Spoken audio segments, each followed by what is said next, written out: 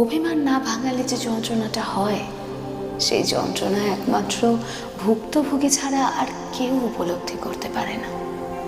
মানুষ অধিকার বোধ থেকেই কারোর কাছে প্রত্যাশা রাখে, আর যখন অভিমান অভিযোগগুলো মুখ থুবড়ে পড়ে থাকে মনের এক কোণে, মানুষ তখন নিজেকে অসহায় মনে করে।